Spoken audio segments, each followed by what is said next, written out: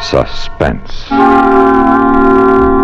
And the producer of radio's outstanding theater of thrills, the master of mystery and adventure, William N. Robeson. The security of mankind is guaranteed by the balance of nature. If there weren't bigger fish to eat smaller fish, eventually there would be more fish than water for them to swim in. The rabbit is public enemy number one in Australia because there is no indigenous predator with a craving for Hassenpfeffer. The law of the jungle is implacable, and when it is broken, when nature's balance is upset, man had better head for the hills. In a moment, we bring you a classic story of nature's imbalance. On one side, the frightful Formicidiae dorylenae, ants, millions of South American army ants.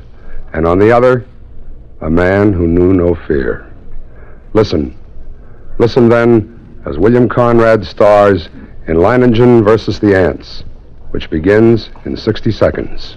The folklore of America is filled with accounts of superhuman sailors like old Stormalong and extraordinary ships like the Courser. Perhaps our confidence in our strength to meet any challenge enabled our forefathers to chart the unknown. Perhaps that's why we just had to have the largest sailing vessel ever built.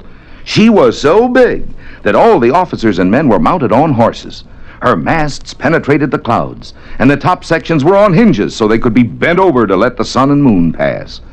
Well, it was during one of those September storms when suddenly the Courser found herself heading down the English Channel between Calais and the cliffs of Dover. But the channel just wasn't wide enough. The captain shouted to old Stormalong at the wheel, "Will she make it?" "May scrape a bit of paint off on our sides," said old Stormalong, "but she'll go through. Send all hands over and soap the sides." And you know they soaped that ship so good that big hulk slipped through just as sweet as honey. Of course, ever since then, the cliffs of Dover have been pure white. That's from the Courser's soap and the action of the waves. Folklore belongs to every nation's legendary past, and I guess we Americans have our share of some tall ones. And now, William Conrad in Leiningen versus the Ants. A story well calculated to keep you in suspense. I first met Leiningen while performing my duty as commissioner of the Toto Santo district along the upper reaches of the Santissima River. As my boat neared his plantation landing, I saw him upon the river bank regarding me with mild interest.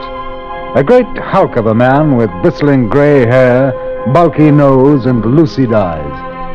His entire appearance somehow suggested an aging and shabby eagle. I came quickly to the point of my visit and issued my warning. Leiningen puffed placidly at a huge cigar and seemed unimpressed. It's decent of you paddling all this way just to give me the tip, Commissioner. But even a herd of crocodiles couldn't frighten me from my plantation. You don't understand. These aren't creatures you can fight. These are army ants. They're an elemental force, a gigantic catastrophe, an act of God. 10 miles long, 2 miles wide. Ants, nothing but ants, and each one as big as your thumb. Why, they can strip a man's body to a skeleton in 6 minutes. Commissioner, in the 3 years I've been here, I've met and defeated more than one catastrophe. Flood, drought, plague.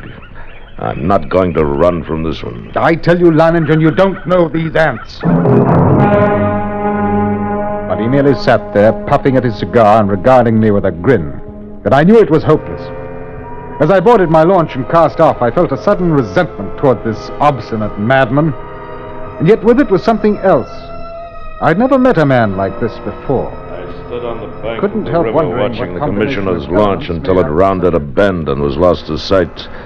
There was a strange look in his eyes as he stared back at me. Clearly he thought me insane.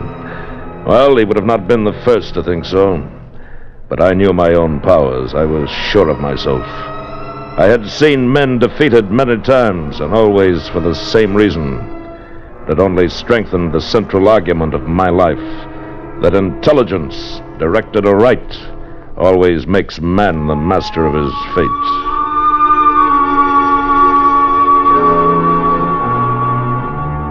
That evening I called my Indian workers together in front of the plantation house, and I saw their faces go ashen with terror as I told them that the ants were coming. Then one of the men stepped forward. Blas, the foreman. Senor, We have worked hard here for these 3 years, all of us. We have built the finest plantation in this district. We all share in it. It has been a home for all of us and our families. Now the ants come. Yes, now the ants come. These ditches we dug last year, they were for the ants. They were for the ants. If we moved our families across the river, the ants could not reach them. That's right. Your families would be safe. And you? The ants are mighty. We know what they can do. But we think that you are mightier. We will stay and fight against the ants with you. I knew that the men would give me that answer. I'd counted on it. And suddenly I thought of the commissioner and wondered what he would say at such an unquestioning confidence. Would he still think I was insane? At least I knew he would not soon forget. The days spent in warning all the plantations in my district, sleep was out of the question for me all that night. I could think of only one thing, one man, Leiningen. One man who calmly evaluated his chances against a deadly menace, coolly decided he could win, and was willing to stake his life on it, to risk a horrible death for it. It was terrifying, and yet it was fascinating. And when dawn came, I knew that the fascination of that man was more than I could resist. That Leiningen's fight was drawing my mind, was drawing me back toward that plantation and death. And there was nothing I could do about it. I had to go back.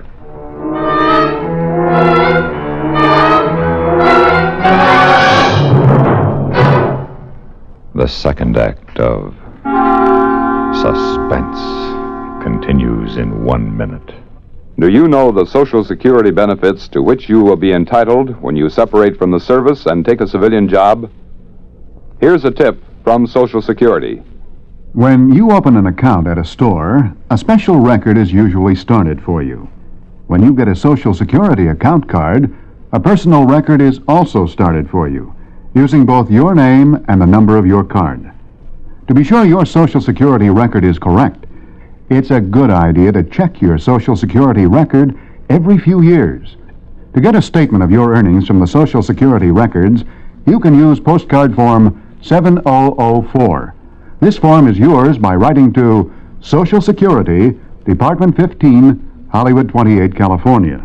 That's postcard form 7004. And now, we continue with Act 2 of Leiningen versus the Ants, starring William Conrad. A tale well calculated to keep you in suspense.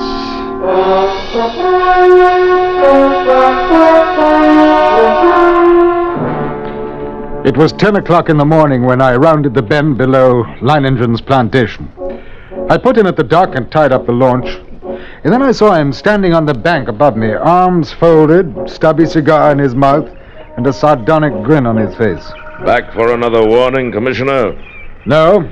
Back to stay a while, huh? Yes? Yeah. You don't seem very surprised. I'm not. You expected me? I thought you'd be back. Come along, we'll get some horses. You'll want to ride around the plantation, take a look at the defenses I've rigged. Defenses? How have you had time to... I've always known that sooner or later the ants would come. Well, yes, I'd like to see the defenses. And the ants? We'll be getting a glimpse of them before long, I should think.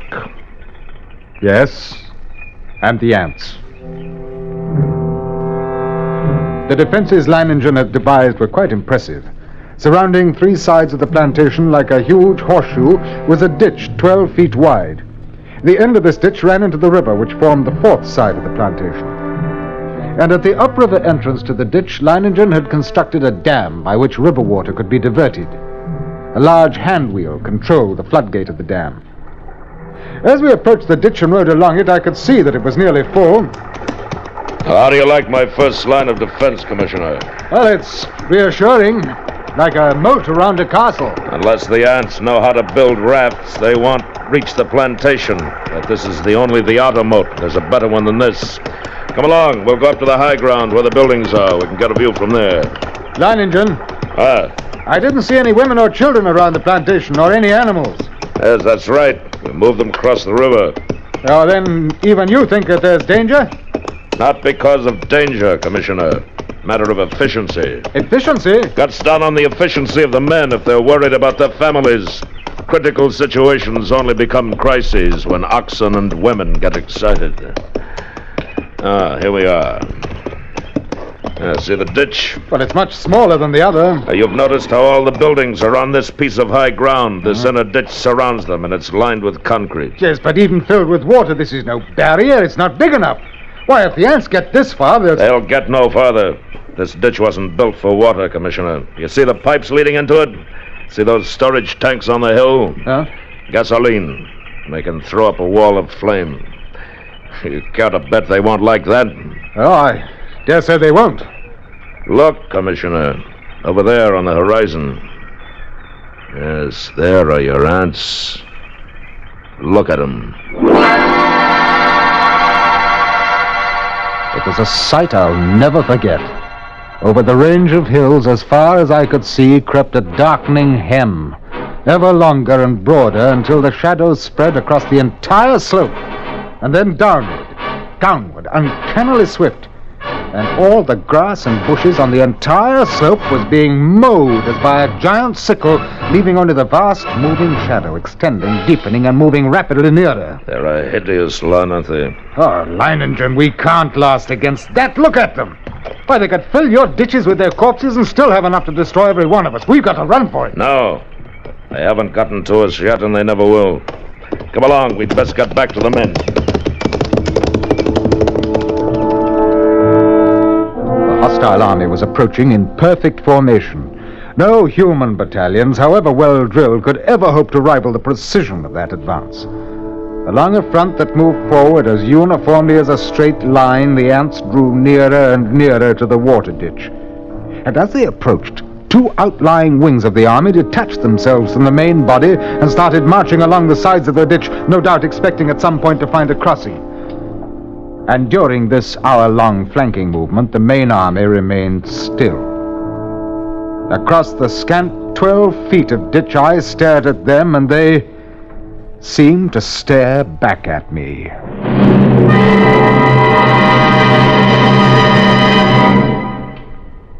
Act 3 of Suspense follows in 1 minute.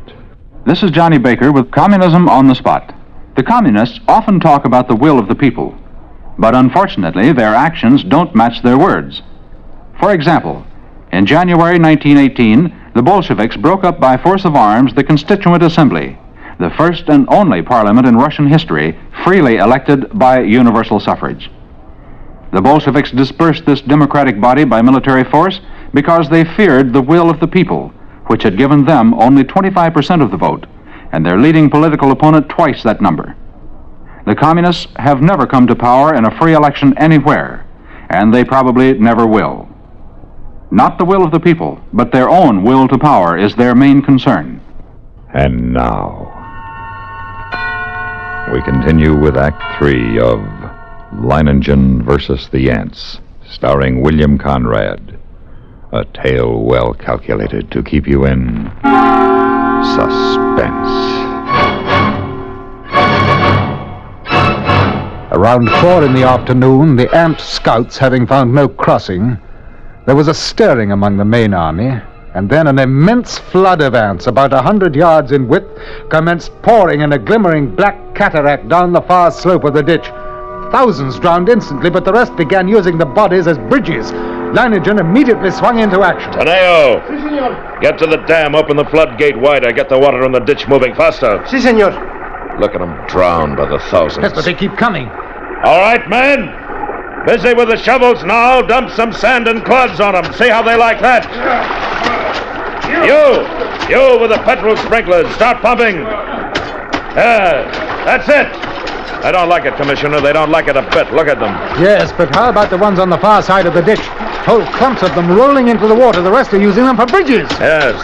Oh, what's keeping Teneo? He should be at the dam by now. Senor, the ants are crossing the ditch on the clouds of earth. If you climb up on this side even now. Yes, I see them. Use your shovels on them, men. Clod the crawlers. No, keep What's away. the matter? Senor, they crawl up on my shovels. They crawl in my eyes. Into the petrol, you idiot! Douse your paws in the petrol! Don't stop now, the rest of you! Club them! We cannot hold them back! We must run! Run now and you're doomed, every one of you! You've got to fight them back! Here's your shovels! It's no use! You're dead if you stop! Keep at it now! Keep at it! So they all got the floodgates open. The water's running faster now. Yes, look at the ants. They can't hold their own against the current now. They're being washed away. Faster with the shovels! Look at them, Commissioner! We've beat them! We've beat them!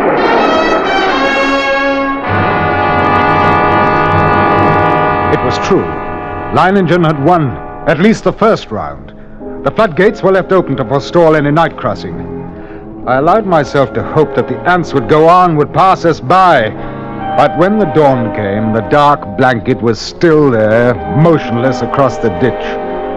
And then we noticed a feverish activity on the other side of the plantation. Here a grove of tamarind trees lined the far end of the ditch, and every tree swarmed with the crawling insects. But instead of eating the leaves, they were merely gnawing through the stems so that a thick green shower fell steadily to the ground. Well, it looks as if it's feeding time for our friends, huh? Boss, Senor. have all the petrol pumps brought here and get everyone over here except the lookouts on the other side, and then pass out the shovels. Si, senor. Are you going to deprive them of a meal? Meal? Aren't they cutting down the leaves for food? Wish they were. What do you mean? I said if they wanted to get across, they'd have to have rafts. And that's just what they've got. Those leaves are their rafts. Even as he spoke, the leaves went tumbling down the far bank by the thousands. The current drew them away from the bank, and each leaf carried several ants. Don't worry. As long as you keep spraying them and shoveling dirt on their rafts, they can't land But, now. senor, there will be too many. It's true, look! More leaves in the ditch all the time. Why, they'll have a solid carpet to walk across in a minute. Not so fast, Commissioner. I've still got a trick up my sleeve for them. The water! The ditch is drying up. Yes, of course it's drying up. That's the plan. Those are the orders I sent to the dam. Are you mad? As soon as it's empty, what's to prevent the ants? Look, the water's way down. It's almost dry. They'll be able to come across the bottom. They'll not make it if the man at the dam carries out his orders. He should have opened the gates again by now. To flood the ants? Yes, right. What a chance to take if anything should happen. Here comes the water. Now we'll give the crawlers in the ditch a good ride out to the river. Yes, there. Look at him go!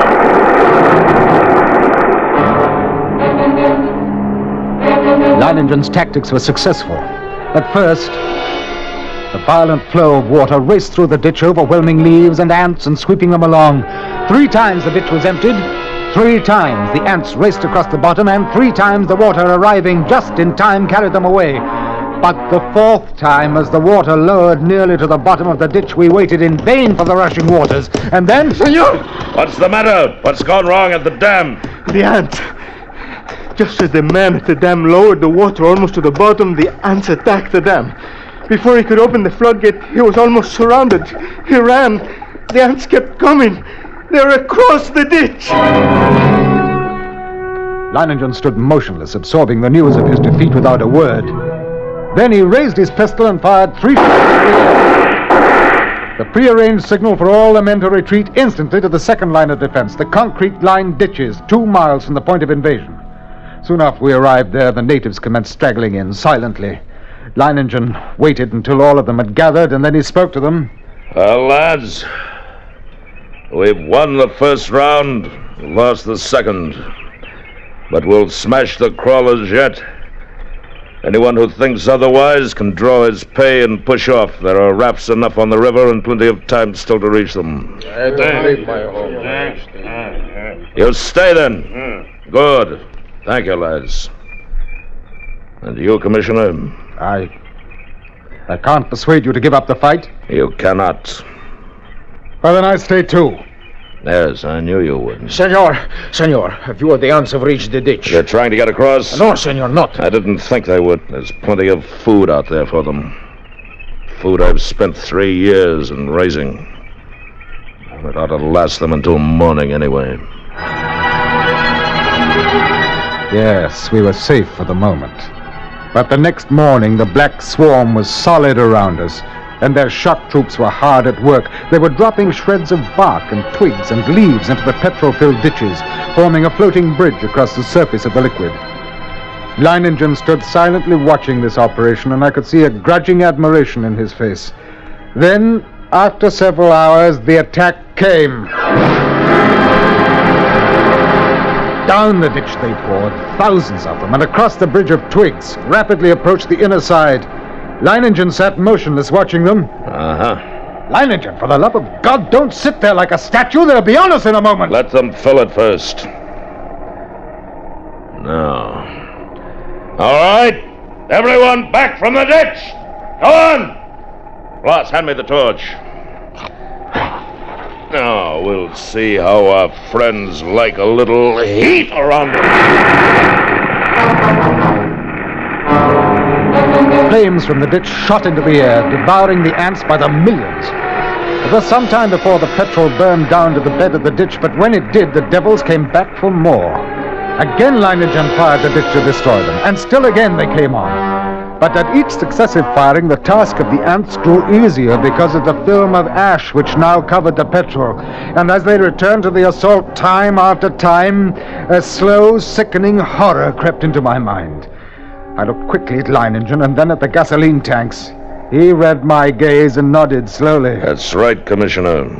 We could hold them off forever if our supply of petrol was unlimited. But it isn't. We've got enough to fill the ditch once more. And then? Piccolo! Piccolo, come back! Now the idiot jumped the ditch. He'll never make it to the river. Piccolo! Come back! Merciful God, he's... It's too late. Blas! Keep the men back with your gun. Don't let anyone else try for the river. Leiningen, isn't there any way at all? We've got to do something. We can't... There must be a way. There must be. Yes. What is it? We'll flood the whole plantation.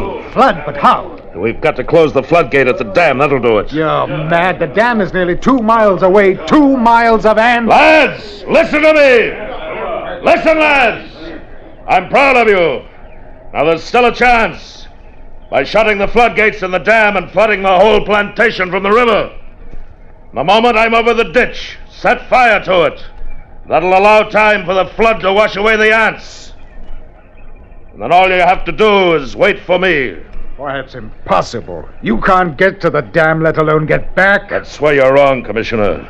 I'll get there, and I'll get back. Take care of things while I'm gone, I watched him as he calmly pulled on high leather boots, drew gauntlets over his hands, and stuffed the spaces between breeches and boots, gauntlets and arms, with petrol-soaked rags. He shielded his eyes with close-fitting mosquito goggles and plugged his nostrils and ears with cotton. Then the natives drenched his clothes with petrol. Leiningen was ready, and as he stood calmly surveying the course he was ready for the run, I realized that this was as it should be. I, Leiningen, would meet the ants and defeat them or be defeated by them. Leiningen versus the ants. I ran in long, equal strides with one thought, one sensation in my being. I must get through. I dodged all trees and shrubs except for the split seconds my soles touched the ground. The ants would have no opportunity to alight on me. And I ran on. I was halfway to the dam before I felt ants onto my clothes and a few on my face. I struck at them mechanically, scarcely conscious of their bites. And the dam drew toward me slowly. The distance drew less and less. Finally, only 100 yards away. And 50. And then I was there. I gripped the ant-covered wheel, but hardly had I seized it when a horde of ants flowed over my hands and arms. I strained, and slowly the wheel turned, and turned more. The floodgate was swinging slowly shut, and then it was shut, and the water was rising behind the breakwater, closer to the top, and closer. And then it was spilling over. The flooding of the plantation had begun, and I let go of the wheel. For the first time, I realized that I was coated from head to foot with the fiends. Tongues of fire stabbed at me, bit through my flesh, and I almost fainted with the pain as I ran, knocking ants from my body, brushing them from my bloody face. And then one bit me just below the rim of my goggles, and I managed to tear it away. But the agony of the bite and its venom drilled into the eye nerves. And I saw now through circles of fire into a milky mist. I was almost blinded. But I knew that if I tripped and fell... I ran on, my heart pounding as if it would burst, blood roaring in my ears, a giant's fist battering my lungs. Then I could see dimly that wall of flame at the ditch, but it was too far away. I could not last half that distance. And I stumbled. Then I fell. I felt myself being swarmed over, devoured, and I tried to rise, a great weight, and then I remembered 6 minutes and nothing but bones. I couldn't let that happen to me. I couldn't die like that. To my feet. Drag myself forward toward the flame, the ditch. Ring of flame. Closer now. Only a little farther. 10 steps.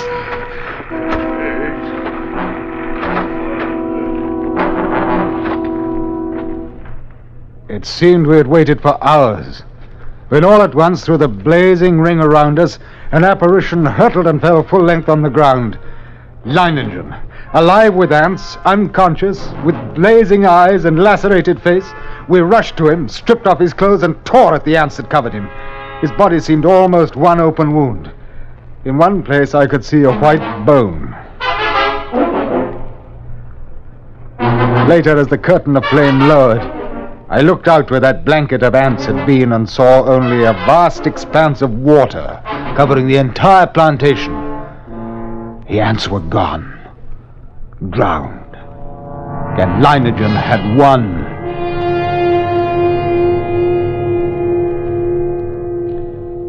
He lay on his bed, his body swathed from head to foot with bandages. But Leiningen was still alive. Commissioner, everything in order? They're gone. The ants are gone. I told you I'd come back. Even if I am a bit streamlined. And then this amazing man grinned, shut his eyes, and quietly fell asleep.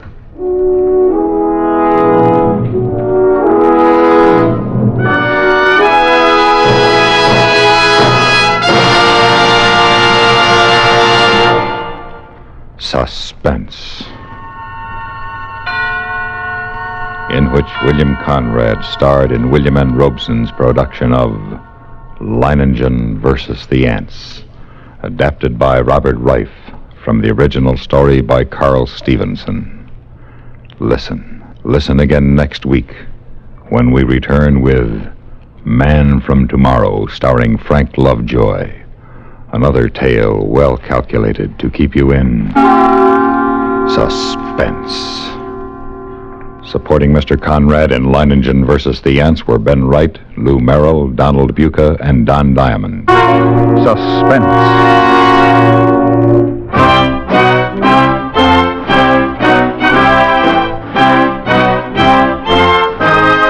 Suspense has been brought to you through the worldwide facilities of the United States Armed Forces Radio and Television Service.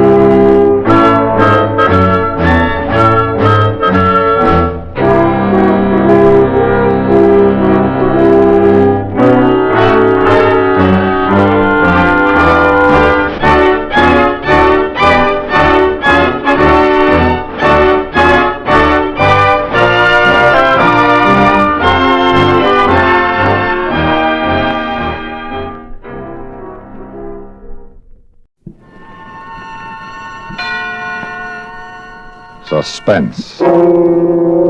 And the producer of radio's outstanding theater of thrills, the master of mystery and adventure, William N. Robeson. No amount of well-intentioned euphemisms can change the fact that a prison, called the maximum or minimum security institution, call their inhabitants inmates, but the man on the inside knows better. He's a convict, and he's in stir, and he never stops dreaming of getting out. The author of the tale of suspense you're about to hear knows this well. He spent 5 years of his life in San Quentin Penitentiary, and the story he tells is based on fact. Listen then as John McIntyre stars in Rain Tonight, which begins in just a moment. Another visit with Joe and Daphne Forsythe. Joe? Yeah, Daphne. Look at this story about savings bonds in the paper. Yeah, what about it? Do you think that's the best way to tell people about savings bonds? Why not? Look, see, it says here that savings bonds are a guaranteed investment. Right now, they pay off at the rate of $4 at maturity for every $3 invested. You're not convinced? Why not? No salesmanship. No salesmanship? What more do you need to know? Why, right now, more than 8 million Americans are buying saving bonds regularly through the payroll savings plan. So? So what? That's what I say. So what? Now look, Daphne, if millions of Americans are convinced that saving bonds are their best investment, not only financially, but for the future of their country, what the heck is bothering you? Well, I think they could sell a lot more with salesmanship. You know, slogans and jingles. Listen, if you're spending more and saving less, try a savings bond. Oh, boy. Or maybe savings bond pay good, like an investment should. Daphne.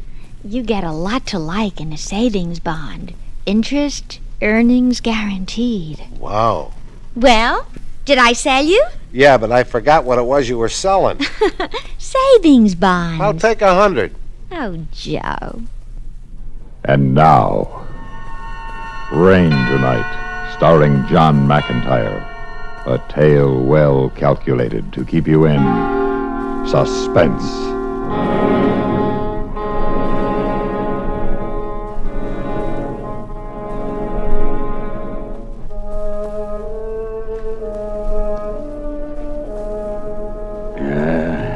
It's like I've always said about these joints. Somewhere they forgot something. Somewhere there's a weak point, and if a guy just waits long enough and looks hard enough, he finds it. Sure. This cell, those bars. Got a light? You think I'm stir-happy, don't you? Me? No. But I still could use a light. Here. How long you known me? 8 years now. 8 years and just this one lockup. 8 years and 17 before that in another joint. Thinking the same thoughts you've been thinking. And I'm still here. We're all still here. A man wasn't born to live in a cage like this. I didn't send for us, Ben. I know that. I'm tired, Ben. Tired of hearing what everyone's gonna do. All the angles they got figured. Except nobody can tell you how to stay out of one of these places. That's square John talk. Maybe so. But we had it. They've thrown away the key for you and me, and you know it. The only way out of here is through that front gate with a piece of parole paper in your hand, which we'll never have. Or the back gate in the black wagon. That's how we're going out, Ben. That back gate parole. We'll see. Yeah, we'll see. Must be some of the boys coming back from the board. You know something that's always struck me funny about this place? What? That. Con's ringing a bell to get inside one of these cell blocks. Ringing a bell asking to get locked up. Where else are they gonna go? This is home. Hey, there goes the little saint. Hey, Dominic! Nick! Who's calling? Here, 1410. You want something? You been to the board? Yeah.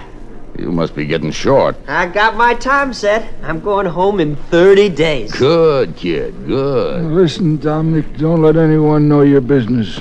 Especially when it comes to hitting those streets. The kid's happy. He wants to tell everybody the good news, don't you, kid? Yeah, sure. Kid, there are guys in here that don't want you to reach those streets. Because they can't. They'll cause you any kind of trouble to make you lose your parole date. Because that's the most precious thing a man can own in here. I don't understand. Why would anyone want to... Go on, shove off. I'll be pulling your cell, boy, and he told you. Yeah, sure. Well, thanks, Pop. I'll be seeing you. Huh? Pop, he called you. He's a good kid. They're a rare commodity around here. Yeah. Works in the chapel, don't he? Mm-hmm. Father O'Day's altar boy.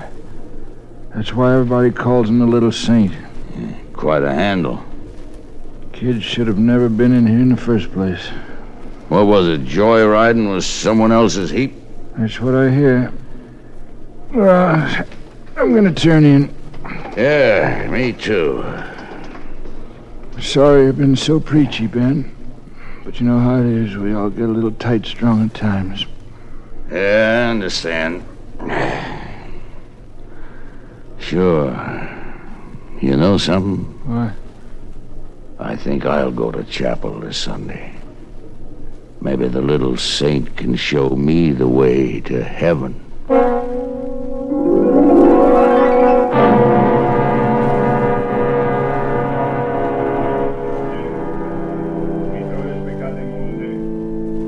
Hey, you, where's the kid? Shh, where's the kid? Where's Dominic? You can't talk to him now. He's with the Father serving Mass. When's all this over? In a few minutes. Okay, when the kid's through up there, tell him I want to see him. Shh, yourself. Tell him it's real important.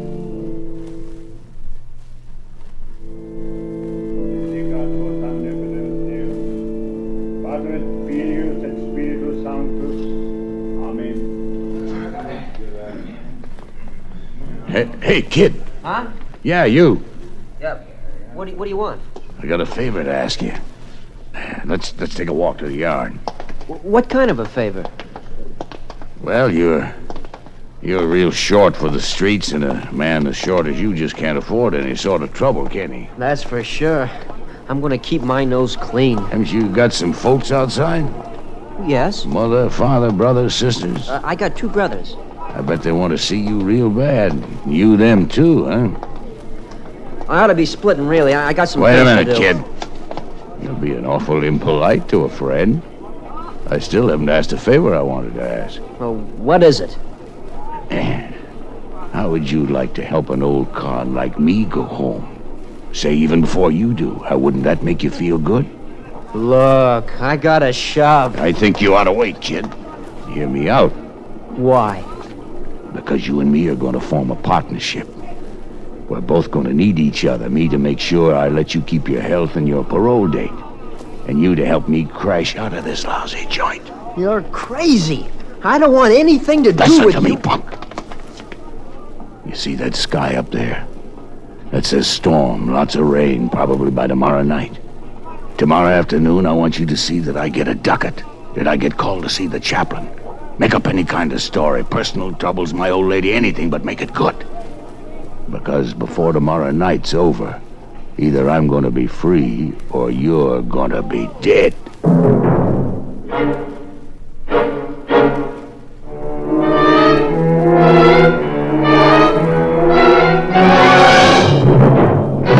In a moment, we continue with the second act of Suspense.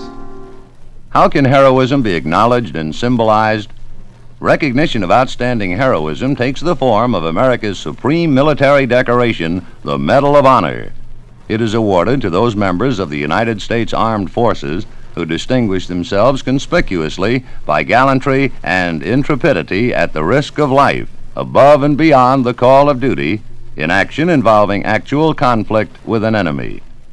For recipients in the Army and Air Force, The medal is a gold-finished bronze star with the head of the ancient goddess Minerva in the center. A laurel wreath in green enamel surrounds the five-pointed star, which is suspended by two links from a bar bearing the inscription Valor, and surmounted by an eagle with wings outstretched. The ribbon pad directly above is light blue, with 13 white stars arranged in the form of a triple chevron. The President of the United States is the only government official authorized to present the Medal of Honor. The award is made by the Commander-in-Chief in the name of Congress, thus accounting for why this highly esteemed decoration is sometimes incorrectly referred to as the Congressional Medal of Honor. Only a very small number of the many millions of U.S. Armed Forces personnel, past and present, have been presented this great symbol of courage to which free men can aspire, the Medal of Honor. And now, starring John McIntyre, Act 2 of Rain Tonight.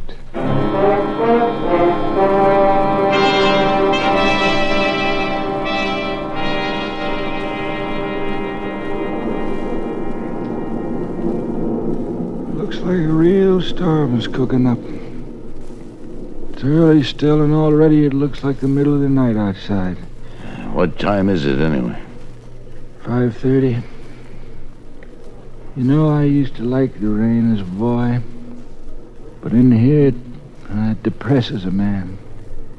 Even sometimes makes him feel afraid and alone. The rain makes everything gray and dreary, like a preparation for someone to die. Riggs, Yeah, 99439. you've got a ducat to the chapel.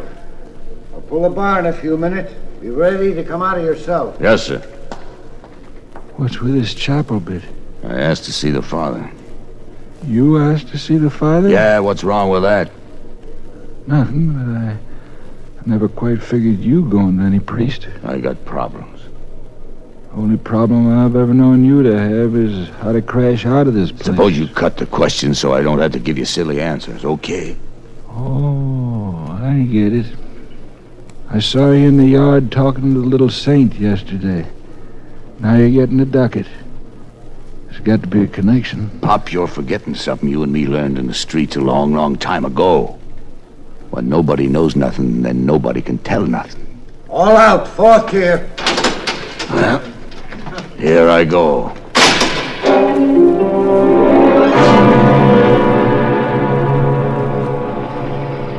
You men who are going on ducats, either to school, the chapel, or the captain's office. You are to meet here at 5 post when your business is complete. You understand? Yeah. When you return here, you'll be taken back to the blocks for lockup and count. All right, when I call your names, you can leave. School ducats. Johnson. Yes. Jackson. Yes. Chapel. Riggs. Yes, sir. Captain's office ducats.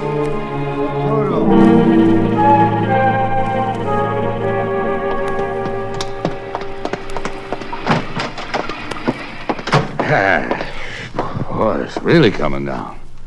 Oh, hi, kid. You'll have to wait to see the father. There's somebody ahead of you. Ah, that's fine with me, kid. That gives us time to talk. I can. I've got some things to do. They can wait. This can't. I thought you wanted to see the father. I do, but you first. While we're talking, why don't I take one of these books and be reading, huh? Yeah, let's sit here. Which book should we look at? What's wrong with the Bible? Nothing. Isn't there something in there about the gates of hell shall never have enough bars or guards around them that a man of God can't lead his children through? Look, Ben, why do you want to see the father? He's getting me out of here. What? Ah, relax, kid. You ain't going to get hurt. Nobody is, unless they get careless. I don't want anything to happen to nobody. I just want out of here. I've looked at these walls long enough. I've tried to beat them twice. I've tried to figure out how to go over them, through them, under them. I've rotted in solitary because of them. And it came to me. You and the father. Why us? I'll tell you why. It came to me the other day when you come by the cell after getting back from the board. I can see the chapel here from my tier window. In fact, I've seen you go to the front gate area with the father almost every night as long as you've been here, kid. That's a little over 2 years now. He always carries personal stuff in a small traveling case. He leaves every night just around this time, don't he? Yes? Well, how far do you go with him to the front gate? Why? I'm asking you, how far do you go with him? Right to the gate. Well, then what happens? I hand him his bag. Is that all? You sure now? Yes. All right, tell it to me step by step. What do you two do when you leave the chapel for the front gate? Well, I carry the father's bag, and he tells me about what he wants me to do for him the next day. I walk with him to the gate area, and we get a highball from the gate tower, and then we go up to the steel gate, and I hand the father his bag.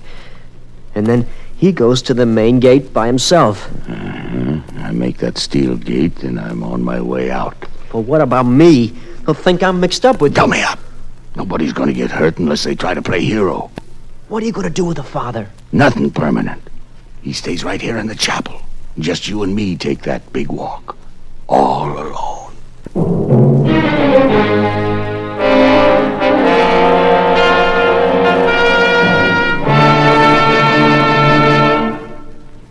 In a moment, we continue with the third act of Suspense. We have, together, ample capacity and freedom to defend freedom. This is NATO, the North Atlantic Treaty Organization. By their alliance, NATO nations pledge settlement of international problems by negotiations in accord with legitimate interests of all. NATO nations seek to end world tension, to promote peace, economic prosperity, and social progress throughout the world. The United States of America is a part of NATO.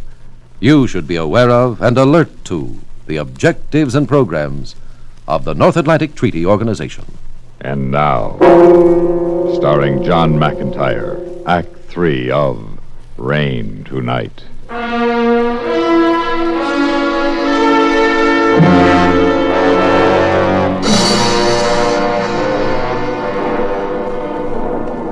Let's get going.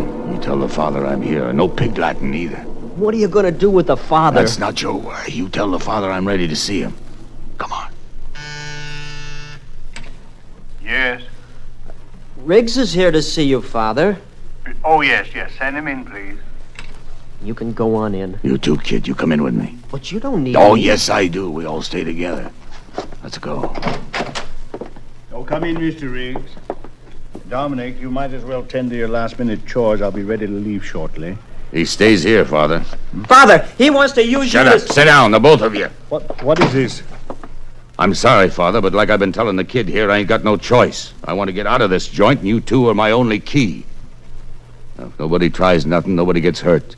The shiv I'm holding is just as deadly as any gun. I think you're being very foolish. Whatever unfortunate scheme you have in mind will only end up with someone getting seriously hurt. Now, we can talk things out, I'm sure. You're a little too late for that, Father. Quite a few years too late. They've thrown away the key on me, so I'm making my own way Now, out. please listen to me. You can't get out of here this way. All they can do is kill me, Father. They can't give me any more time. I got it all. But why involve Dominic? He's your altar boy, Father, your right hand. If he wasn't with you every night you leave, the bulls would start wondering. That's why he's here, Father. What you have in mind, how does it concern young Dominic or myself? Am I to be a shield? No, Father, you're in luck. Just me and the kid here take the chances. I can't let you do this. You have no choice. I have a telephone. That was very foolish, Father. You might have got hurt. Now listen to me. You and me, we ain't too much different in size, are we? So all we do is change clothes real quick like. I see. You were going to leave here as me. Why, they'll see through the disguise in a minute. You hear that? Lightning, thunder, lots of rain, a real storm outside. You ever try to see very far in the rain? Me and the kid here will be in a hurry to get you out of the rain. The gun tower bulls will be too. After all, the father shouldn't be kept in the rain any longer than necessary. Do you really think this plan will succeed? I have faith, Father. What do you have? A prayer. That you hurt not yourself or any others. All right, take off those robes, quick. I wish you would let me persuade you. Just do as I say, Father. If your mind is set, at least leave the boy here. Sorry, Father, I can't, but I'll leave him between gates for you if he behaves himself. Now, Father, what I gotta do, I don't want to do, but I can't take any chances. I'm gonna have to gag and tie you up. Now, let's make it as easy on us as possible. No trouble, huh? The trouble is already ours, and I fear terrible trouble.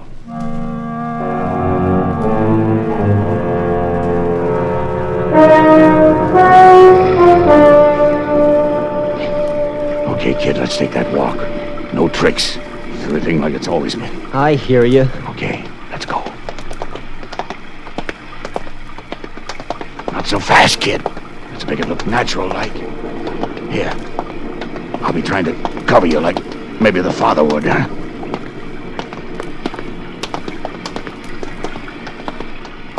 Hey, we're near the gate tower. What's the father say? Quick, what's the father say when the tower challenges him? Come on.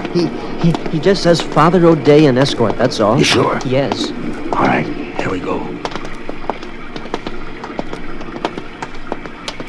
You down there! Identify yourself, please! Father O'Day and escort. All right, Father.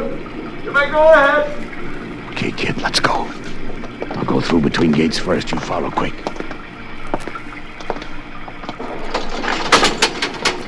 Good evening, Father. Sure no night for anyone to be out. You should have waited the worst of this storm out, Father. Better let me lend you an umbrella. We have one here. Thank you, I'm fine. Well, watch your step, Father. Here's your valise. Father, you forgot your galoshes. Your feet'll get all wet. He's right, Father.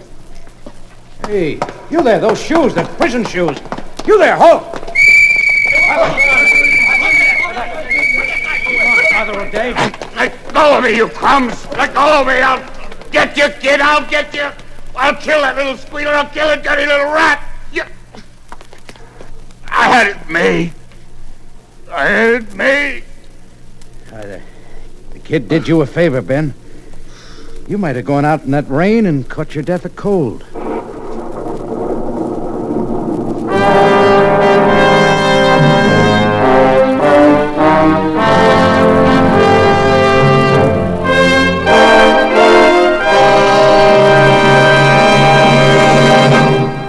Suspense, in which John McIntyre starred in William N. Robson's production of Rain Tonight by Jules Maitland. Supporting John McIntyre in Rain Tonight were Barney Phillips, Tommy Cook, Norm Alden, Jim Nusser, Jay Novello, and Jack Moyles. Listen. Listen again next week when we return with another tale well calculated to keep you in suspense.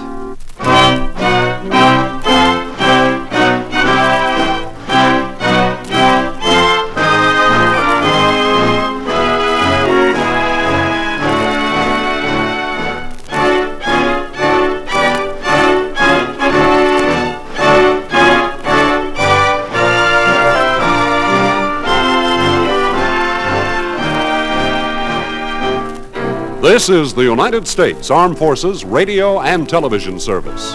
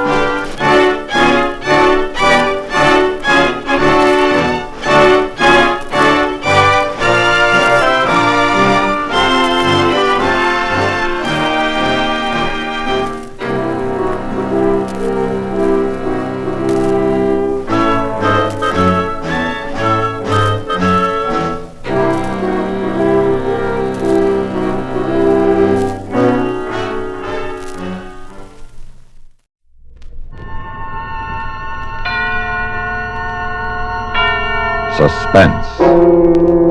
And the producer of radio's outstanding theater of thrills, the master of mystery and adventure, William N. Robeson. Once upon a time, there was a little boy who wanted to be in the movies. So he took a screen test, and he got the part. I know because I directed that screen test. The part was the starring role in the Paramount picture Skippy, and the little boy was Jackie Cooper. So it is with more than a little nostalgic pride that I again have the privilege of directing Jackie Cooper, now greatly grown, not only in stature, but also in talent. Listen then as Mr. Cooper stars in Remember Me, which begins in just a moment. Another visit with Joe and Daphne Forsythe. Joe, stop reading that paper and talk to me. I'm listening. Go ahead. Well, I was talking to Mrs. Snyder today. You know, she's the one whose boy had 31% less cavities. Uh-huh. Well, she thinks that we should buy bigger savings bonds. Uh-huh. She says that when people can afford it, it makes more sense. Oh, she says there are a lot of different denominations. They start at $25, but then there are $50, $100, $200, and even $500 bonds. Is that so? And then with the ones we've already bought through the payroll savings plan, we'd have quite a nest egg. Uh-huh. Are you listening to me? Uh-huh.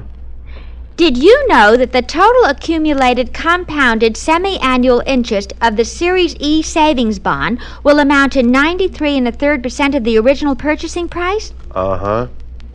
I thought so. Joe, what did I say? You said that United States savings bonds are a safe, easy way of investing.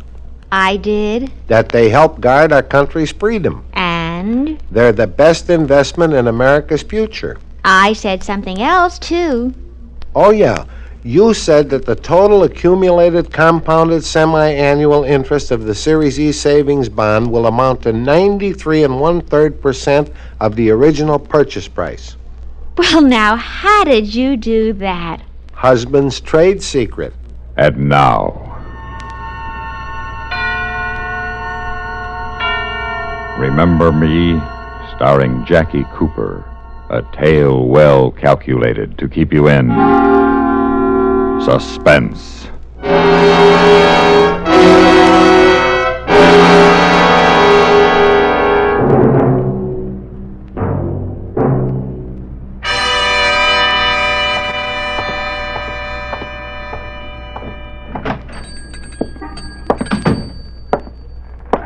You're lucky. I was just going to close for the evening. Yeah, I know. I saw you counting up the cash.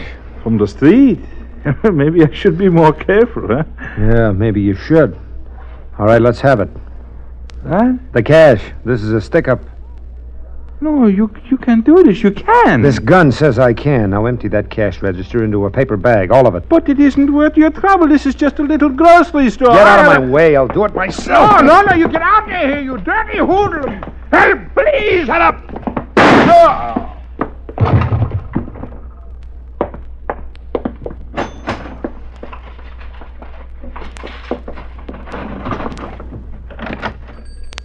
I was afraid I'd be too late, Mr. Oh. Who are you? Where's Mr. Leibowitz? Oh, he isn't here. He had to leave. Is Mrs. Leibowitz sick again? Yeah, she's sick again. I've been watching the store for him. I was just closing. Oh. Well, what are you looking at me like that for? Don't I know you? No, you don't know me. Look, I'm closing. You'll have to come back tomorrow. Why, I do know you. You're Harry Norris, sure. Huh? Sure, we went to school together at Stuyvesant High. I'm Ruth Shaw. Remember me? No. No, I guess you wouldn't. But I remember you, Harry. Yeah? I just need a few things before you close. Here's a list. Yeah, all right. You pull down the shades on the windows and throw the latch while I get them, huh? Sure. Of all the people to run into, I haven't seen or heard of you since high school. Oh, let's see. Bread. Oh, here. And coffee. Where's the coffee? Right there above you. Oh. And potato salad in the refrigerator. You haven't changed a bit, Harry. I'd know you anywhere. You know, I never forget a face, especially yours. This kid's gotta go.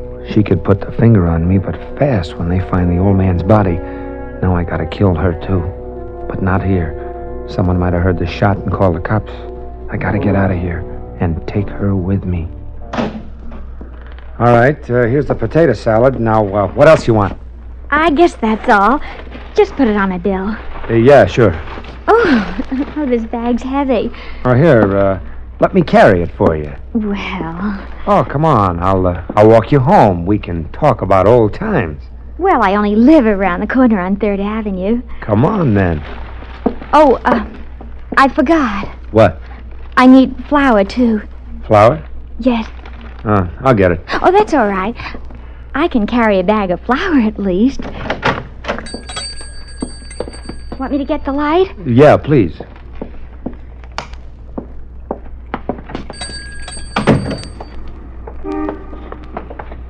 You know, Ruthie, it's been a long time since high school.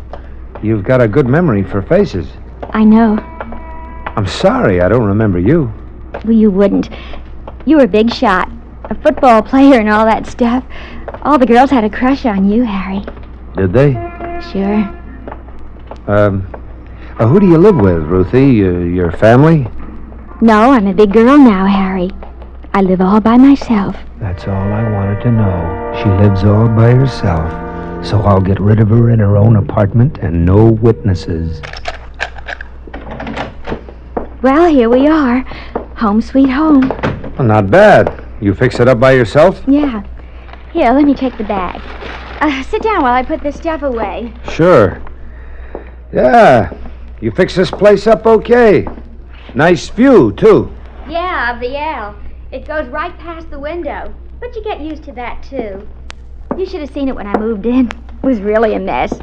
Then I went to work on... Oh, I thought you were in the other room. What are you doing? I got some flour on my skirt. Oh. I'll put some water on for coffee. A good idea. Come on in the other room, Harry. I want to show you something. What? A picture of you. Of me? In a football uniform, yet I still have our class book. Your picture's in it. Sit down. Yeah, sure. Funny running into you. I was going through this book a couple of weeks ago, and I was thinking about you, wondering whatever became of you. You were thinking about me? Uh-huh. Well, you didn't know it, but I had a big crush on you when you were in school. No, I didn't know. I thought I was a big shot in those days. I couldn't see anything. You sure did. Oh, look. Here's a picture of the Thanksgiving dance in the gym, senior year. Yeah. Do you remember it? I'm not sure. You asked me for a dance that day. Was I surprised? We no more than started, and they stopped the music to take this picture. And you ran off to find Mona Stark. Mona. You remember her? Yeah, I remember Mona. You were going with her when you quit school, weren't you? Yeah. What happened? We broke up. Why? Oh, I borrowed a car from a pal so we could drive up to Connecticut and get married. It was a big yellow convertible. Wanted to make a big impression. Mona liked to be impressed. Only my pal forgot to tell me it was a stolen car. What happened? I never saw her again. I saw a picture of her, though, on the cover of a secret detective magazine. She had a gun in one hand and a bottle in the other, and some guy was choking her. She looked pretty good. Well, enough of the good old days. What are you doing now, Harry? For a living, I mean. Me? Nothing worth talking about. How do you happen to know Mr. Leibowitz? Mr. Leibowitz? He's the sweetest old dear. He'll take credit right up to his ears, but people always get around to paying him. You must know him pretty well to be left in charge of the store. Well, I just... What's that? It's the elevated. It goes right past the window. Shakes the whole building. How do you put up with that? You get used to it. Noisy, huh? Yeah. You could fire a cannon in here when it goes by and you wouldn't hear it. You get used to it. I think the coffee's ready. It'll only take a minute. You could fire a cannon. And I'm only going to fire a .38. Sure. All I have to do is sit and wait. We'll drink coffee and talk about the good old days. And after the L goes by the next time, I'll walk out of here with nothing to worry about. And Ruthie won't be able to remember a thing. She'll be dead.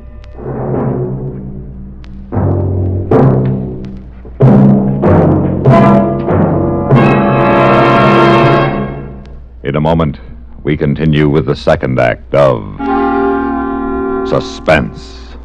The evolution of a medal. In 1847, during the war with Mexico, Congress established a citation award for conspicuous service by members of the United States Army. This was the Certificate of Merit, strictly for Army enlisted men. In 1891, almost a half-century later, non-commissioned officers became eligible to receive the certificate. No medal went with this award until 1905, when a coin-shaped medal in bronze bearing a Roman eagle was approved and adopted. The suspension ribbon was vertically striped in red, white, and blue. In July 1918, Congress abolished the Certificate of Merit, replacing it with the Distinguished Service Medal and the Distinguished Service Cross. The medal is awarded for exceptionally meritorious service to the government, while the cross is reserved to honor extraordinary heroism in connection with operations against an armed enemy. Before the Certificate of Merit was discontinued in 1918, 1,211 enlisted men had received the award. Given in recognition of gallantry in action or exceptionally meritorious service during time of peace, the Certificate of Merit retains an important place among America's historic medals. And now, starring Jackie Cooper, Act 2 of Remember Me?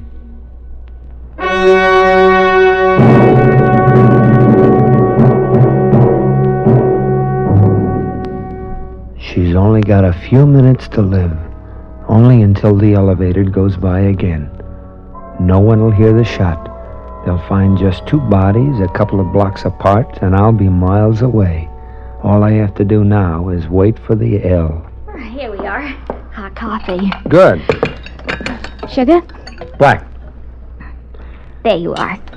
Hot and black. Thanks. Good. How long you lived here, Ruthie? Over a year. I wouldn't last overnight with the L going by the window like that. I'm used to it. Does it go by often? Never stops, day and night.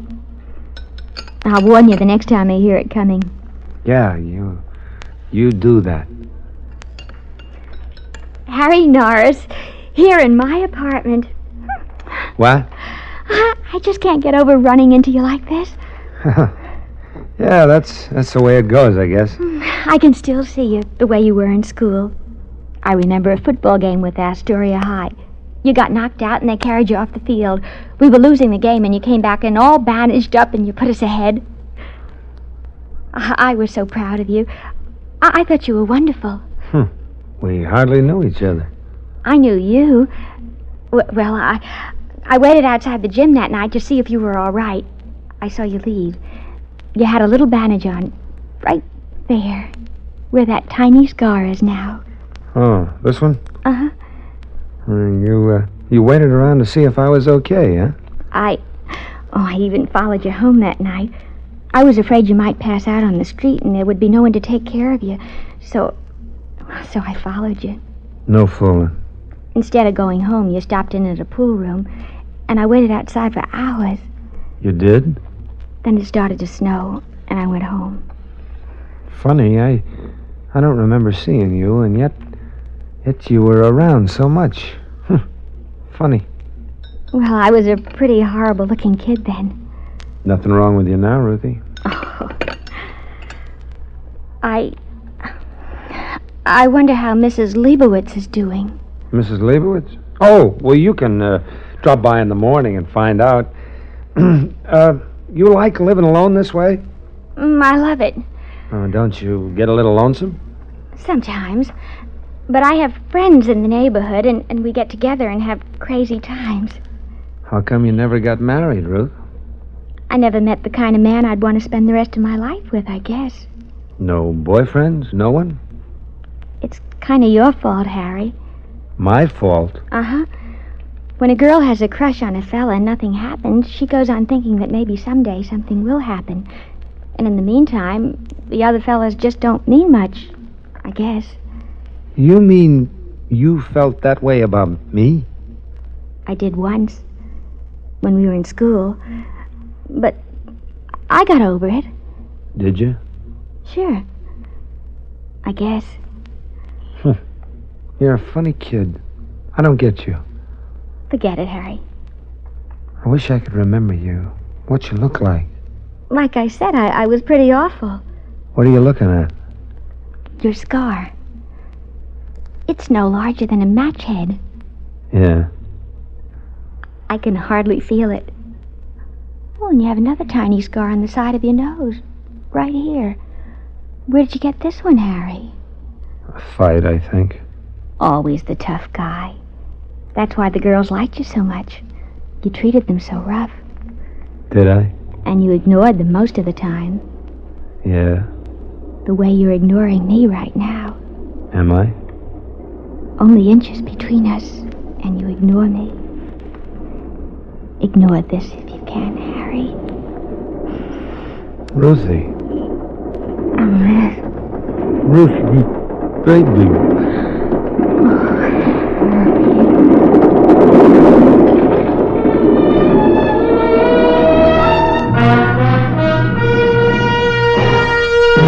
In a moment, we continue with the third act of Suspense. We have together ample capacity and freedom to defend freedom. This is NATO, the North Atlantic Treaty Organization. NATO's many achievements are plates of the shield which it is forging to protect peace and freedom. But the shield is still thin and needs constant strengthening.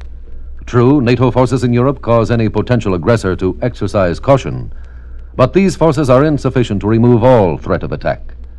As NATO forces grow, so do hopes of world peace. The United States of America is a part of NATO. You should be aware of and alert to the objectives and programs of the North Atlantic Treaty Organization. And now, starring Jackie Cooper, Act 3 of Remember Me.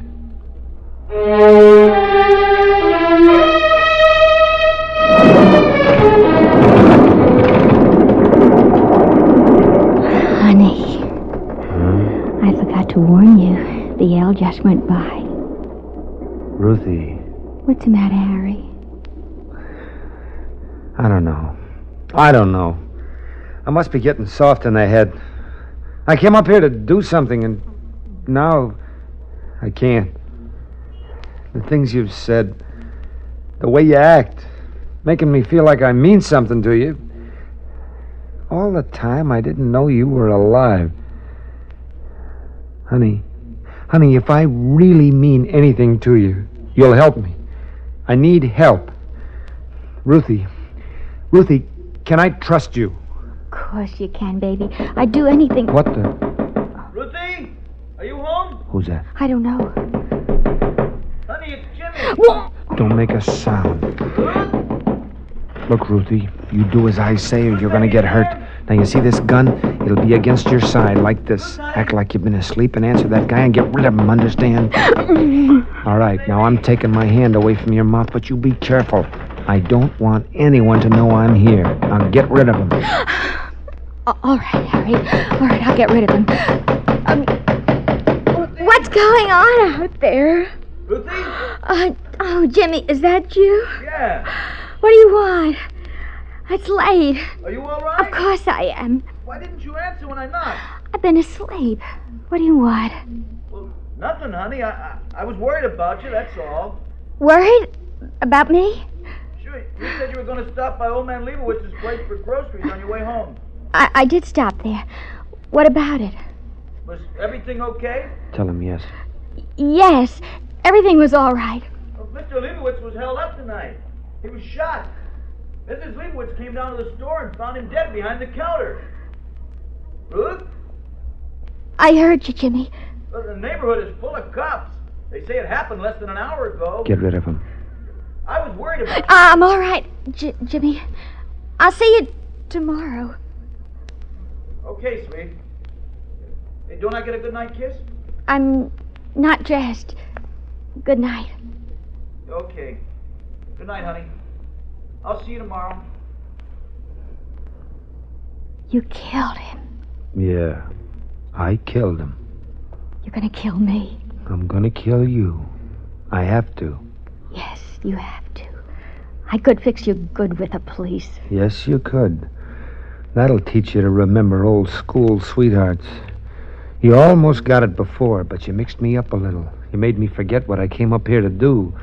Trying to make me think you cared about me. Harry, I did. Yeah? Does everybody in the building stop by for a goodnight kiss? Jimmy's only... I don't care who he is. Why the routine with me? What were you after? Harry, why don't you give yourself up? You heard Jimmy. The neighborhood's full of police. You can't get away. I've been in tighter spots than this, honey. I always get away. Well, here it comes, Ruthie. Harry. Sorry, baby. I won't tell anyone, Harry. Sorry, baby. Don't kill me. Sorry, baby.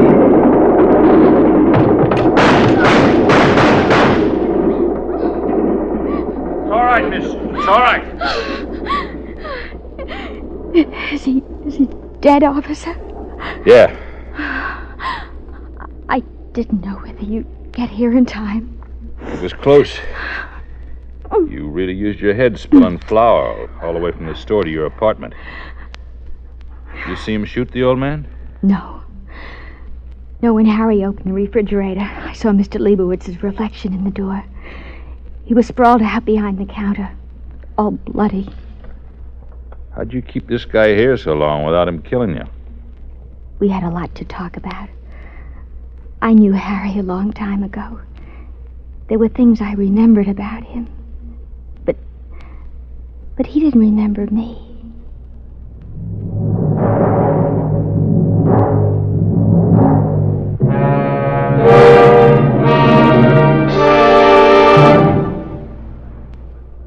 Suspense, in which Jackie Cooper starred in William N. Robeson's production of Remember Me, written by Gus C. Bays.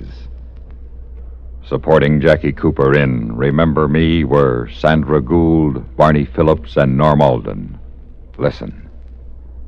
Listen again next week when we return with Miss Agnes Moorehead in the chilling Ray Bradbury story, The Whole Town Sleeping. Another tale well calculated to keep you in suspense.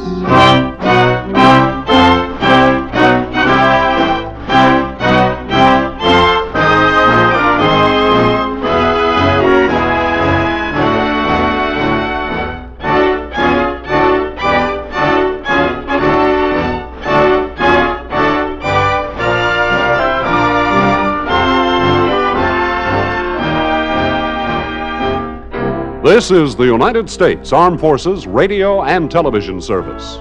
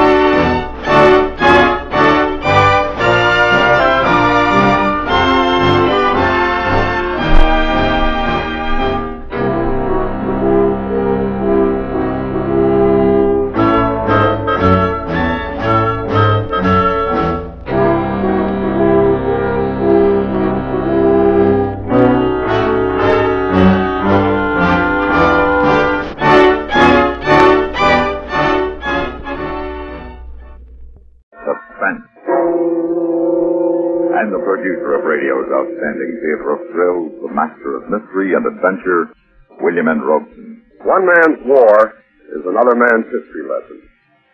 Yet it is only 44 years ago this Indian summer that the war before the last set Europe afire. To today's missile-minded men in uniform, it was a quaint war, which began with bravado cavalry charges and ended in the sickening, senseless stalemate of the trenches. But to the fighting man of 1914, it was real. Its bullets killed, its shrapnel tore the flesh, its grenades disemboweled. And whatever else it may have failed to accomplish, that First World War inspired some of the century's best literature, an example of which you are about to hear. One of the most provocative short stories of World War I. Listen then as Herbert Marshall stars in The Man Who Won the War. The Man Who Won the War, starring Herbert Marshall. A tale well calculated to keep you in suspense.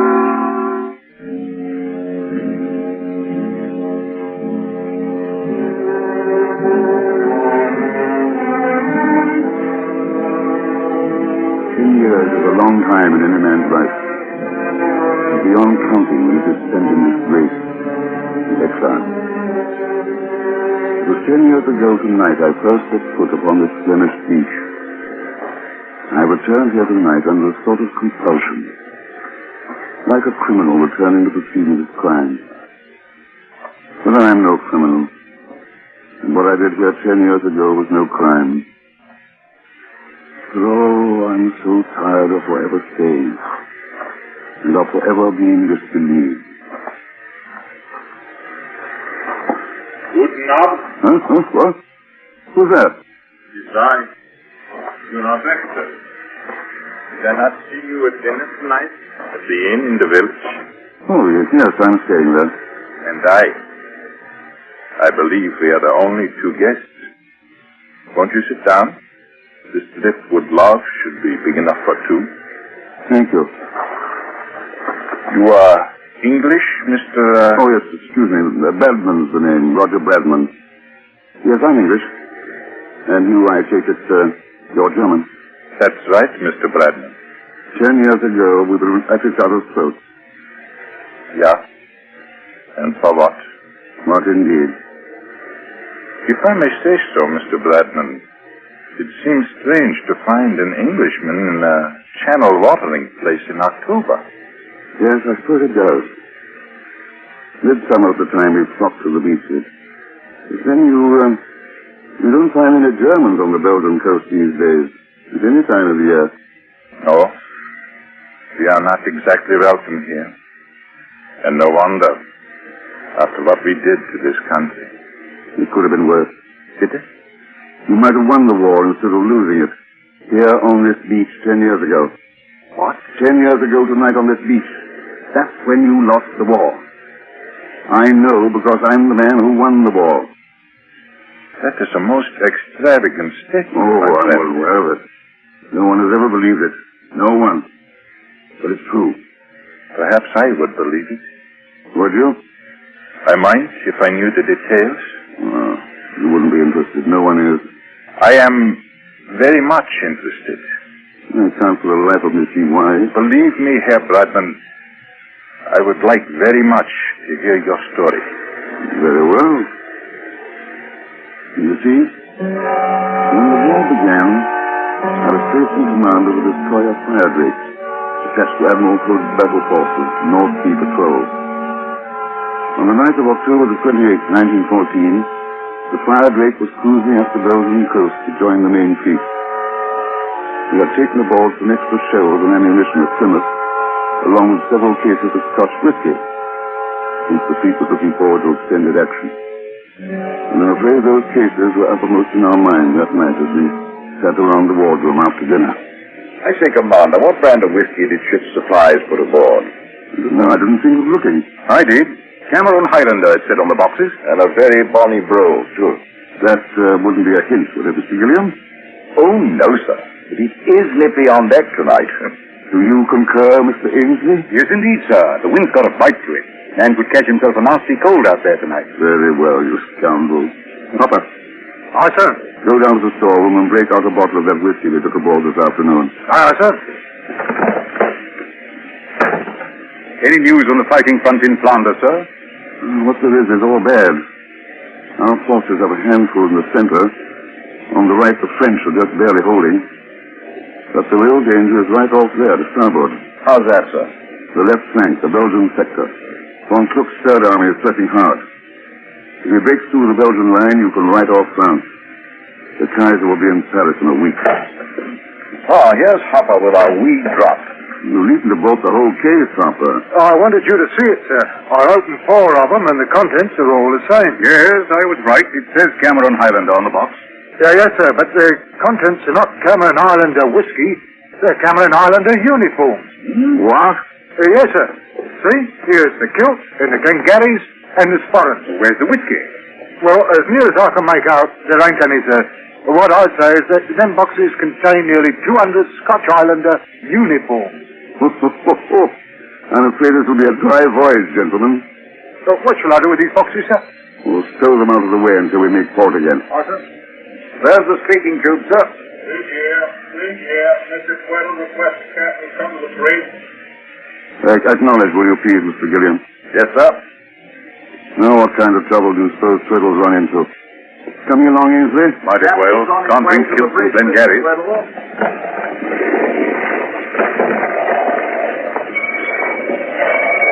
Freshening up a bit. Aye, she'll be on her beam ends before morning.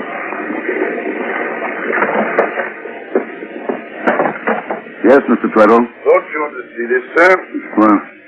Look, there on our starboard quarter, a tiny light. Yes, I see it. Yeah, take a look through the night glasses. Flashing on and off. That's right, and according to my reckoning, we're off the mouth of the Yser River. Now, if you look at this chart, you'll see that there are no lighthouses along this stretch of coast. Yet there is a flashing light where no light ought to be. Perhaps it's a signal of some sort, sir. Undoubtedly, but whose? Well, the Germans can't have advanced so far. How can you be sure, Mr. Ainsley? Wait a minute. That light's flashing a message in Morse code. Huh? G-R-O-G. G-R-O-G. Quartermaster. Aye, sir. Change course to 110. Change course to 110, aye, sir. Now steering 110. What are you going to do, sir? Take a closer look. But, sir, this might be a trap. Yes, it might. But don't you recognize the code word, grog, Mr. Tweddle? No, sir. You were never a midshipman in the Royal Navy, were you, Mr. Tweddle? No, sir. My apprenticeship was in the merchant service. Then, of course, grog wouldn't mean anything to you. I don't understand, sir. Well, Mr. Tweddle, G-R-O-G is a midshipman's joke. It means good rum on goose days. Well, I don't understand, so when is Goose Day? That's the joke, Mr. Tweddle. Goose Day never comes. Juvenile, I admit, but fascinatingly esoteric when you're 14 years old. Why would anybody be sending a midshipman code word from the coast of Belgium in the middle of a war? That, Mr. Ainsley, is what we're going to find out. Be good enough to tick off a landing party. Aye, sir. Number 2 power launch. We shall go ashore in 10 minutes. But, Captain... You have your orders, Mr. Ainsley. Aye, sir. You can't be serious, Captain. I am, Mr. Tweddle. But this might be a trap. We have no way of knowing whether the Germans have advanced beyond this point or not. Yes, it might be a trap. Or it might be some poor beggar trying to escape the advance. It's worth looking into. But suppose it is a trap. Now, don't you worry, Mr. Tweddle. I'm not asking you to go ashore. I'm leading the landing party myself. It is not a matter of fear, sir. Naturally. One of caution. Of course. How speed ahead? Half speed ahead, sir. The fleet orders clearly state. I'm quite aware of the contents of the fleet orders. And they state that elements of the Royal Navy are to give all possible aid and assistance to shore positions. They also limit such aid to ships of the class of the Mercy and the Severn. Very true, Mr. Tweddle. We'll stretch the limits of that portion of the orders a little, shall we? Furthermore, we are under specific orders to rendezvous with the flagship at dawn. Then we may be a little late. Sir, I protest... Mr. Tweddle, apparently things are different on the merchant service. But in His Majesty's fighting ships, an executive officer does not protest to his commander. You will heave to and drop anchor. If I have not returned within an hour, you will proceed to the fleet rendezvous. Is that clear? Yes, sir. Carry on.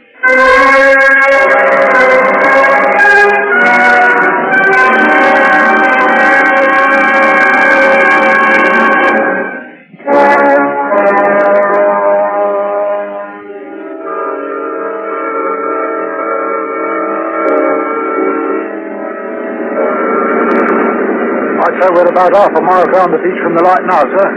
Very well. Swing her inshore. Aye, sir. That light is getting dimmer and dimmer. Oh, will you need a pocket torch? Battery is running out. All right, men. Your attention, please. Aye, sir. When we hit the beach, we'll spread out 10 feet apart and proceed toward that light. Keep well down and walk with the utmost quiet. If you encounter a sentry, try to knock him out before he challenges you. Use your arms only as a last resort. We're not here to get into a battle, but only to investigate that light. If we should be engaged by the enemy, I will fire 3 rapid shots as a signal to return to the boat. Hopper and Sturgeon will remain with the boat. And Hopper.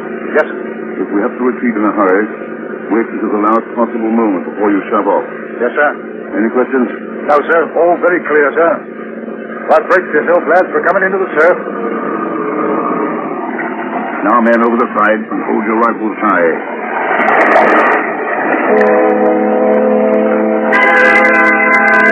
Not 100 yards from where we landed, we encountered a German sentry.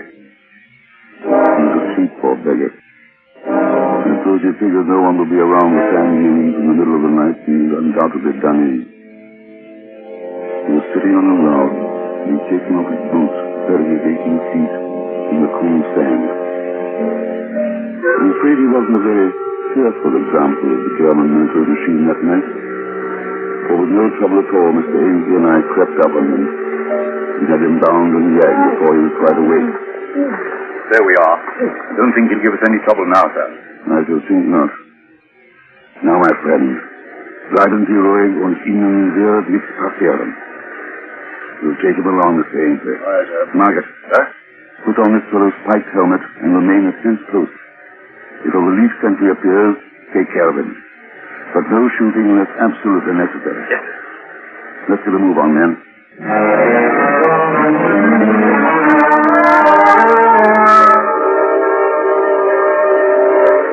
Just a moment, sir. Look right. What are her voices? Black men, halt.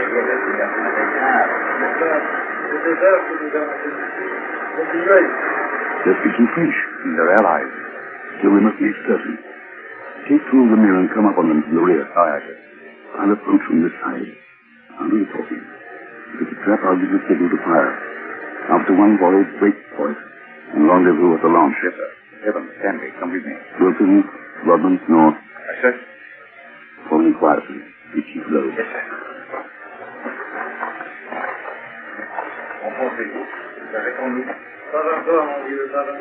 Allô? Que faites-vous là? Qu'est-ce qui se passe?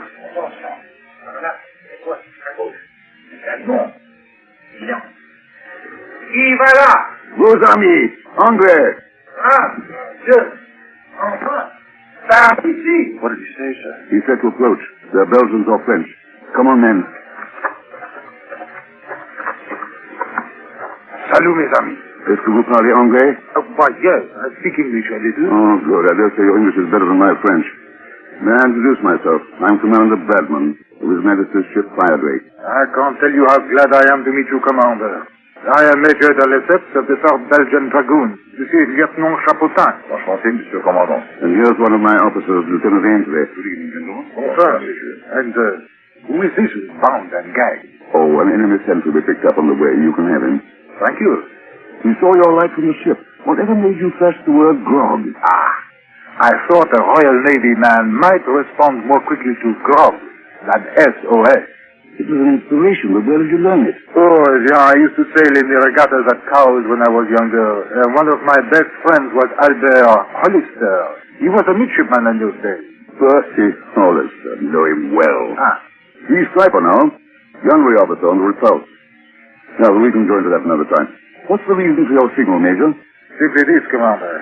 We are in trouble, serious trouble. We have been pushed back day after day until our men are completely exhausted. Our orders are to make a stand here at the Isère River, long enough to give the sappers time to blow the dikes. Once the dikes are broken, the river should stop the enemy. How long will it take to blow the dikes? We must hold the line until sundown. Roughly 18 hours. And you can't do that. I seriously doubt it, Commander. We have appealed to your army for help, but it is completely engaged on our right and can send us no reinforcements. The French are too far south, and they have their hands full, too. Now, it was my suggestion that tonight start meeting to seek help from the sea, as it's our last chance. Well, what do you want us to do? Stand by us and bring your guns to bear on the enemy's advance. But we're only a destroyer, Major. We haven't enough firepower to do any good whatsoever. And we haven't the range for offshore bombardment. Then we are finished. So is the war. There's nothing between Von Kluck and Paris but us. I'm sorry, Major. Écoutez, they're starting the barrage early this morning. I suppose they know this is the last day. We stood there listening to the angry boom of the big guns, each man alone with his hopeless thoughts. My gaze wandered to the hapless German sentry lying where we had dumped him in the sand. His eyes were wide open with fear, and he looked like a schoolboy victim of some upper-class ragging. His bare legs protruding skinnerly from his rolled-up trousers. Bare legs? Mr. Ainsley. Sir, the kilt. The kilt, sir? Yes, we can put a company of Cameron Highlanders into the Belgian lines. I'm sorry, sir. I don't quite follow. Major, we can help you. Oh, it's a long, long shot, but it might work. What might work? Come on, sir. Somebody made a botch back in Plymouth and loaded us with cases of Scotch uniforms instead of Scotch whiskey. There are nearly 200 complete uniforms of the 1st Cameron Highlanders aboard. Yes, but I don't... We'll give them to you. Put them on a company of your men. Let them show themselves in the front lines when the attack begins this morning. And perhaps, the Germans will think the British have rushed in a crack division to reinforce you. Yes, it might work. We can let you have a few Lewis guns, too. But there won't be much help unless the uniforms do the trick. Well, it is, as you say, a long shot, but let's try it. Very well. Mr. Ainsley? Sir. Go back to the ship at once and fetch those cases of uniforms and 4 cases of Lewis guns and ammunition. Aye, sir. I'll remain here with the Major and help him to get his men lined up. And Ainsley. Sir. Should Mr. Tweddle inquire, you might tell him I'll be detained a little while longer, winning the war. Aye, aye.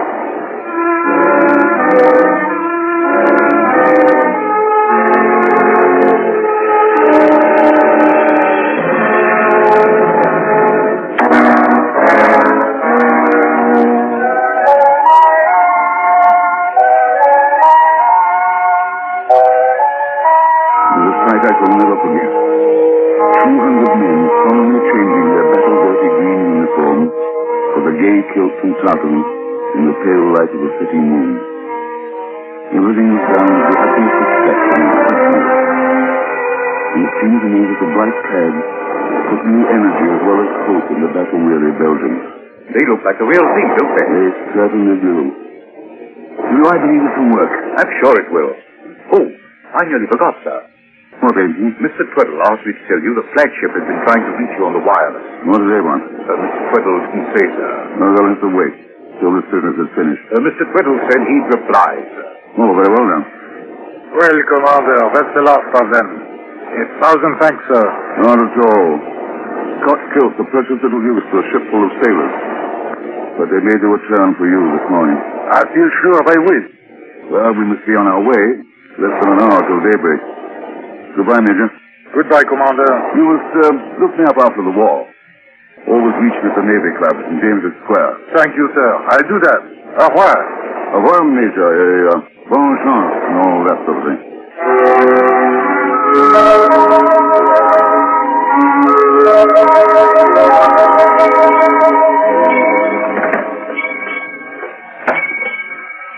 Well, Mr. Tweddle, I think we can get underway now. Finished with your visit ashore, sir? It's scarcely a social call, Mr. Tweddle. I think it may have been of some help to our allies this morning. Of course, sir. The flagship's been trying to reach you, sir. Oh, yes, Mr. Ainsley said something. I signaled them that you'd gone ashore. Oh, you did? That must have intrigued them. Well, I shouldn't say they were pleased. I just received this reply from them. Mm-hmm.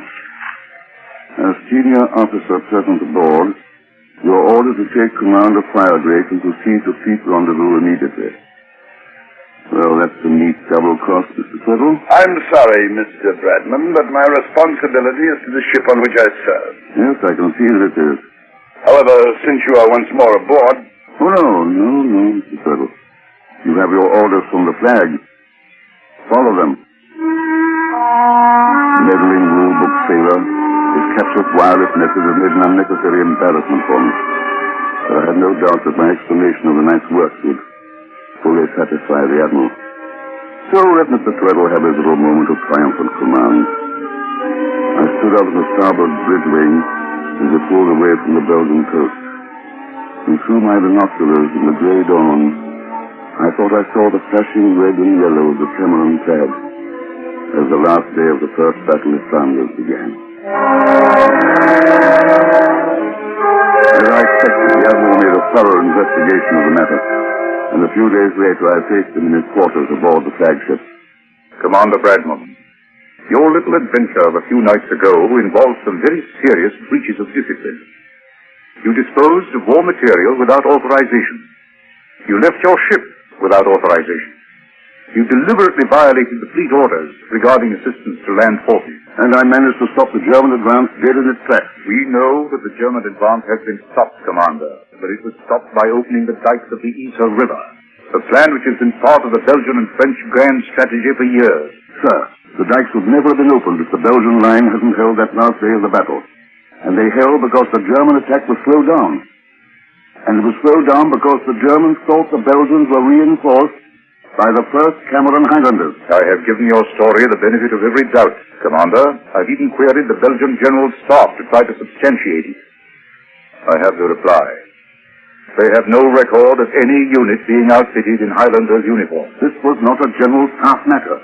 It was on a regimental level. I may say there is even some doubt on the part of the members of your crew whether or not the men who received the uniforms were Belgians. What? Yes. Mr. Tweddle. Mr. Tweddle, that meddling fool from the cargo That's ship. enough, Commander. It is the decision of the Fleet Inquiry Board that you be relieved of your command, placed in irons, and be returned to Hull to face court-martial.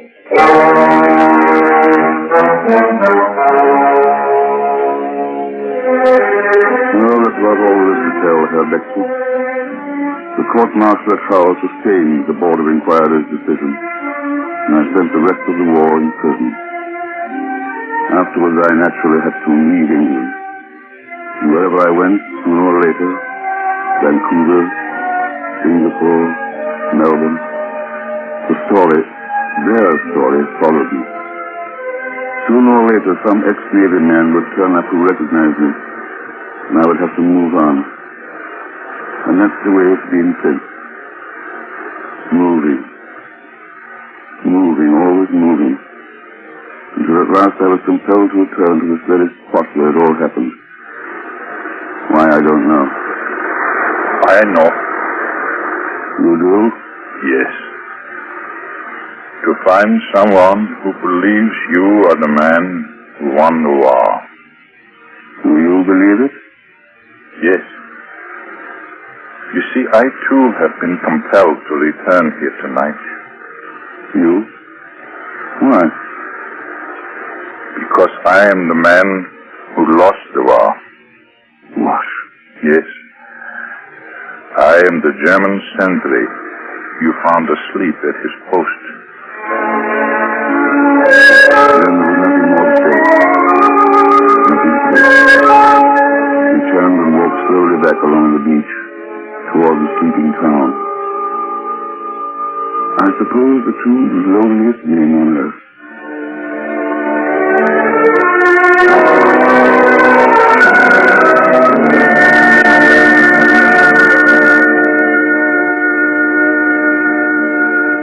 Suspense, in which Herbert Marshall starred in William N. Robeson's production of The Man Who Won the War, written by Robert Buckner and dramatized for suspense by Mr. Robeson. Herbert Marshall and The Man Who Won the War were Abraham Sofair, Ramsey Hill, Ben Wright, Ted DeCorsia, and Barney Phillips. Listen again next week when we return with another tale well calculated to keep you in suspense, suspense, suspense, suspense, suspense, suspense, suspense, suspense.